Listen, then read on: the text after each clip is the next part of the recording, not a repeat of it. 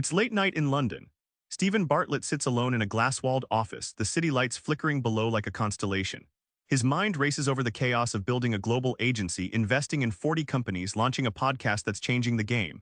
Yet success feels less like a summit, more like a tightrope walk. What's the hidden wiring behind his maverick moves? The 33 laws he lives by aren't what you expect. But there's one law that's already bending it all, leaning into bizarre behavior. Most people shy away from weird. Steven, he runs headfirst toward the bizarre, knowing that's the secret sauce the crowded business world ignores.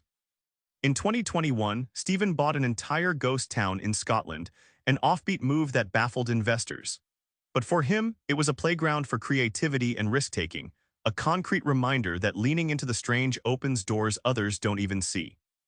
Think of the brain like a muscle. If you only lift light weights, normal ideas, it stays weak.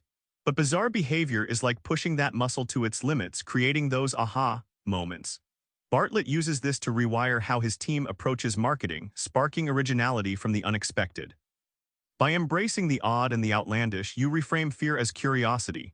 Steven's take, weird isn't a liability, it's an unstoppable asset. It flips the script, turning hesitation into bold moves that build empires. You think failing is the end, not for Steven. He's made failure his playground, failing faster, bigger, and smarter than anyone else, and winning because of it. Early on, Steven released a podcast episode that tanked, no listeners, no engagement. Instead of shelving it, he dissected every mistake, pivoted format, and relaunched. Months later, that initial failure turned into a blueprint for his chart-topping podcast, The Diary of a CEO. Fast failure works like testing new flavors at an ice cream shop. You toss out what bombs quickly, double down on what sizzles. This rapid cycle sharpens your instincts, reduces risk, and turbocharges learning, which Steven calls outfailing the competition. When you fail faster than everyone else, you build an engine of progress others can't match. For Steven, this meant going from zero to investing in 40 companies, his confidence fueled not by flawless starts but by fearless repeats.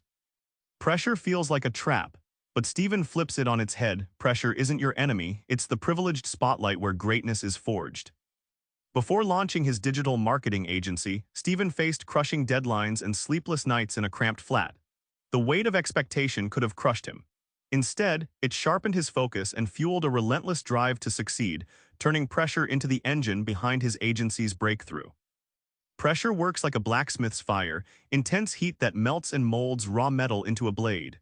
For Steven, pressure intensifies creativity and decision-making. It turns stress from a threat into a refining tool, carving out clarity from chaos. Owning your pressure gives you an unexpected freedom. You stop running from discomfort and start commanding it. Steven's message, make pressure your privilege and you'll unleash potential no one else can touch. Remember Steven in that glass-walled office, wrestling with doubt yet leaning hard into the bizarre? That's your cue. Success isn't about playing safe or fitting in, it's about rewriting every rule that tries to hold you back. So tonight, try this. Lean into one weird idea you've been avoiding and watch how it flips your perspective. The 33 laws start with that tiny, radical step. Subscribe for more book summaries like this one.